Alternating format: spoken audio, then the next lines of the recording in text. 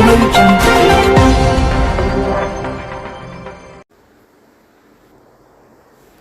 જિલ્લાના સિંગવડ તાલુકાના તોરણી ગામે ધોરણ 1માં અભ્યાસ કરતી નાની બાળકી પર સ્કૂલના આચાર્યએ બળાત્કાર કરવાના પ્રયાસ કરતા છોકરીએ બૂમાબૂમ પાડવાથી ગળું દબાવી કરી હત્યા, જેને લઈ સૈરા મામલતદારશ્રીને આવેદનપત્ર પાઠવવામાં આવ્યું। પંચમહાલ જિલ્લા સૈરા તાલુકામાં કોંગ્રેસ પ્રમુખ તેમજ કાર્યકર્તા દ્વારા એક નીચ શિક્ષકે નાની બાળકી પર બળાત્કાર તેમજ ગળું દબાવી મારી નાખવામાં આવી, જેને લઈ સૈરા મામલતદાર ઓફિસે કોંગ્રેસ પ્રમુખ દ્વારા આવેદનપત્ર આપવામાં આવ્યું અને આ નીચ શિક્ષકને ફાંસીની સજા આપો તેવો કોંગ્રેસ પ્રમુખ તેમજ કાર્યકર્તાઓની માંગ। અને આ શિક્ષક વિશ્વ હિન્દુ પરિષદ, બજરંગ દળ અને આરએસએસમાં જોડાયેલ છે। આવા નીચ શિક્ષકને બજરંગ દળ કે આરએસએસમાં કેમ રાખવામાં આવ્યા અને આ શિક્ષક ભાજપ સરકાર જોડે પણ સંકળાયેલ છે તેવું લોકમુખે ચર્ચા થઈ રહી છે। આ શિક્ષક ભાજપ જોડે સંકળાયેલ નહીં હોય તો તેને ફાંસી આપી દેવી જોઈએ અને હવે એ જોવું રહ્યું કે આ શિક્ષકને કઈ સજા સરકાર દ્વારા કરવામાં આવે છે અને તેના પર કયા કયા ગુના દાખલ થાય છે તેના પરથી જ ખબર પડશે કે આ શિક્ષક ભાજપના સંપર્કમાં હતો કે નહીં।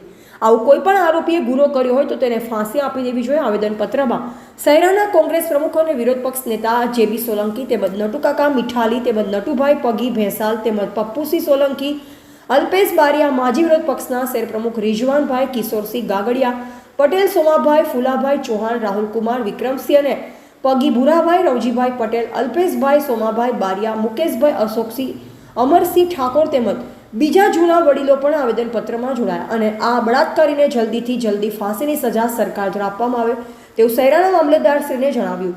પત્રકાર નટુભાઈ પગી, પંચમહાલ, સૈરા। ઘટનાઓને ગુના બનતા હોય તાજેતરમાં જ દાહોદ જિલ્લાના સિંગવડ ગામે એક શિક્ષક, એક આચાર્યએ નાની બાળકી હોય 6 વર્ષની માસૂમ બાળકી, એ બાળકીને ગાડીમાં લઈ ગયા હોય, પ્રાથમિક શાળામાં લઈ ગઈને બાળકી બોમો કરતી હોય તો બાળકીનું જે બળદ ઇરાદો એમનો હતો બળાત્કાર કરવાનો ના થતાં બાળકીનું ગળું દબાવીને મૃત્યુ કરી હોય।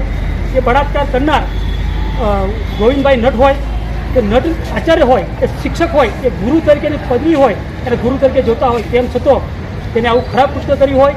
મારી સરકારશ્રીને, ગૃહમંત્રી શ્રી હર્ષ સંઘવીને વિનંતી છે કે આવા બળાત્કારીને જાહેરમાં ફાંસી આપો। તમારાથી ફાંસી આપવાની તાકાત ન હોય ભાજપવાળાની તો અમને આપી દો, અમને શું કરવું પબ્લિકને આવડે છે।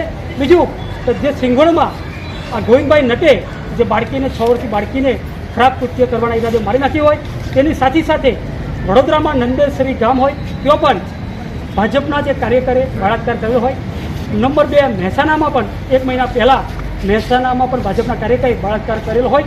તેનો પેપર હું નથી કહેતો, પેપરને મીડિયા કહે છે। એટલે આવા ભાજપના જે હોદ્દેદારો હોય અને આવું કૃત્ય કરતા હોય અને એમની જ સરકાર હોય તો હર્ષ સંઘવી કેમ ચૂકશે, તેમના સ્થાનિક એમએલએ કેમ ચૂકશે? એટલે હું ફરીથી કહું છું કે આવા બળાત્કારીઓને તાત્કાલિક ફાંસી આપવામાં આવે તેવી મારી વિનંતી છે। જેબી સોલંકી, વિરોધ પક્ષના નેતા, તાલુકા પંચાયત, સૈરા।